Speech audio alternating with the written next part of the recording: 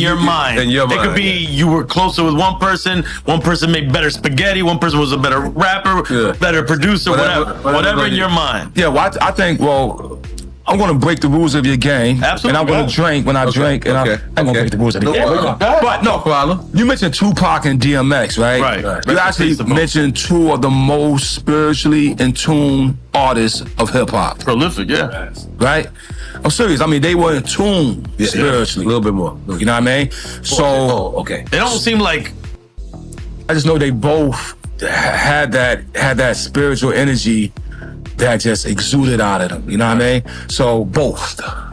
Okay. Oh, you didn't break the rule. You just took a shot. You played the game. You played the game. We got to take the shot. I took my shot. I got to take another one. I took mine. Cheers. Finish it. I finished it. Jamie's gonna be running around with this. Next one. Go ahead. Jamie. Okay, yeah. Quickly. Nas or GZA? In which way? Whichever question. In the Nas or GZA way. No, they're both very powerful brothers, right? But look, for MCing, my favorite best MC is the GZA. Okay. I don't think no MC could beat the GZA. I think what GZA have written for hip hop, no other MC could pair. Even if you go to Rakim, who is one of the greatest, right? And most people, he is the greatest. And Nas is most people is the greatest. Right? If I go back and I look at what GZA offered to hip hop, right? And then look at what GZA spawned. Right? GZA spawned me. Dirty, Meth, Ray, Ghost. These are all from GZA is the enlightener. Wow. And you go get all your top MCs. I'm saying this with a little ego in my back for it. Ego won't leave. Nah, G.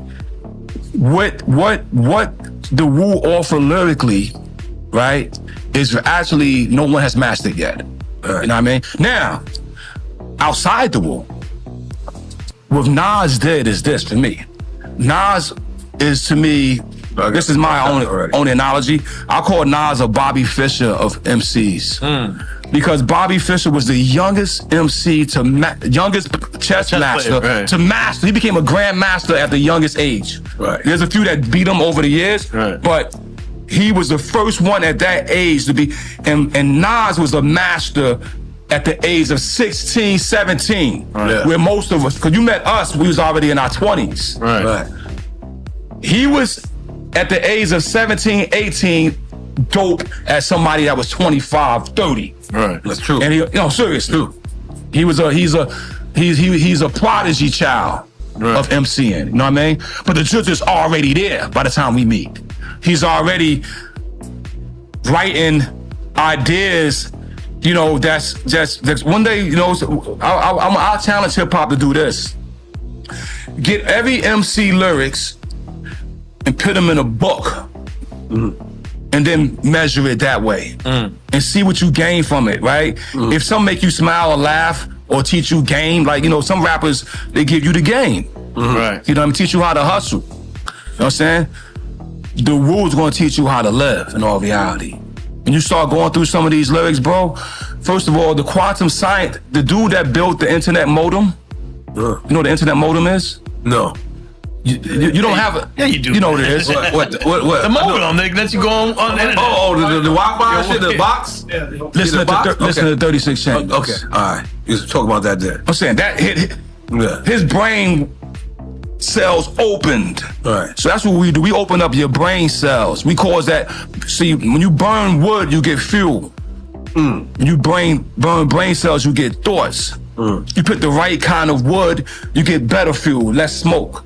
You put the right type of thoughts and energy, you get better ideas.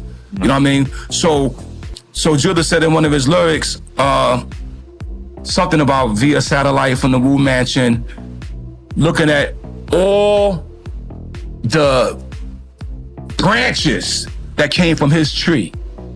And he wasn't talking about just the Wu, we just talking about all the MCs that the Wu inspired now. Right? And I'm gonna say last thing about the GZA because he's my enlightener.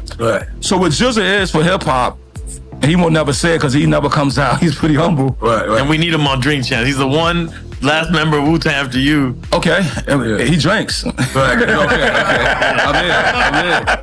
in. But what he is for hip hop, He's actually the bridge. So when hip hop started in South Bronx, right? Some would say 1973, right? Right? There's a project called Soundview Projects. Yeah. Right? His cousin lives there. Wow. He's learning it from there. Wow. But he's the 13-year-old. He brought hip hop to me in 1976.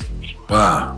I was born in 77. Okay? He took me to the Bronx, to the jams, Wow. to hear it. Right. Right, but we the kids though. I got my ass whipped for staying out there. On the train? On the train, Okay, bro. okay. Yo, check it out. Bus. From Shaolin or from Brooklyn? Bus? Nope, from Shaolin. Okay, Shaolin. Bus, boat, train. Jesus. Seriously. But point I'm in, so I got to talk about that because hip hop got all his great godfathers and pillars. Right. And it may sound egotistical to say that, but Wu-Tang became one of those pillars. And that's because we have not the founding forefathers, we have the first generation from them who was amongst them as a spectator. So maybe only then there was only at best, I wouldn't even say 100 MCs. Right, you said it gets diluted after that. Yeah. Right. You know what I'm saying? When I learned how to MC, there wasn't 500 of us. Right. You know what I'm saying? Right. But anyway.